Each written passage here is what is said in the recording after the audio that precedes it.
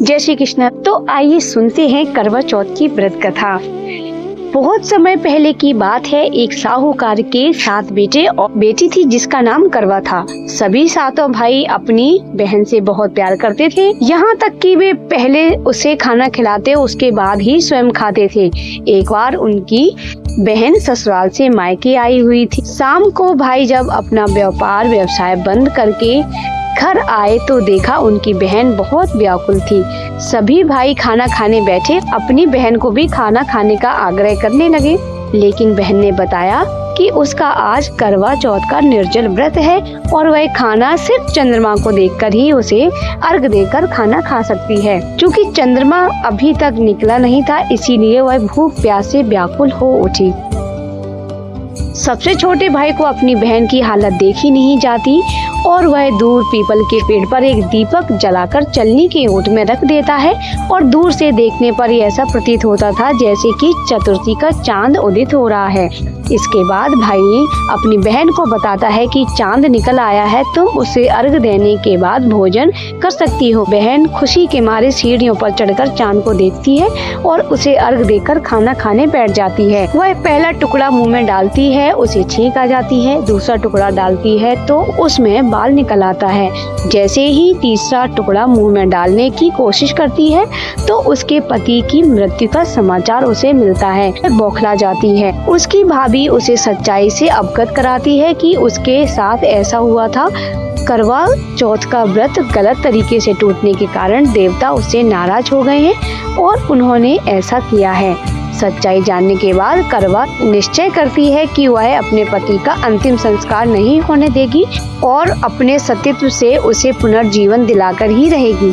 वह पूरे 1 साल तक अपने पति के शव के पास बैठी रहती है, उसकी देखभाल करती है। उसके ऊपर उगने वाली सुईनुमा घास को एक तरफ हटाकर एकत्रित करती जाती। 1 साल बाद फिर करवा चौथ का दिन आता है।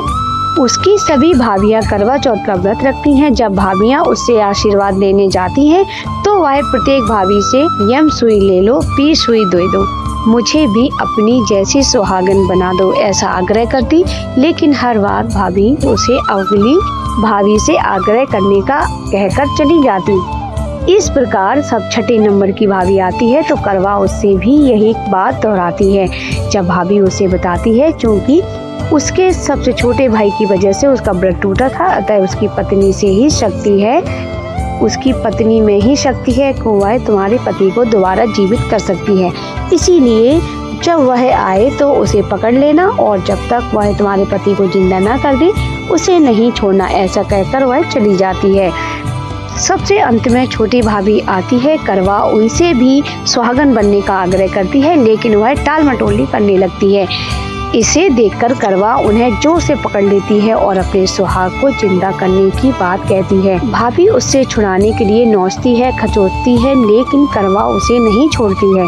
अंत में उसकी तपस्या को देखकर भाभी का दिल पसीज जाता है और वह अपनी छोटी उंगली को चीरकर उसमें से अमृत उसके पति के मुंह में डाल देती है। करवा का पति तुरंत श्री गणेश कहता हुआ उठ बैठता है।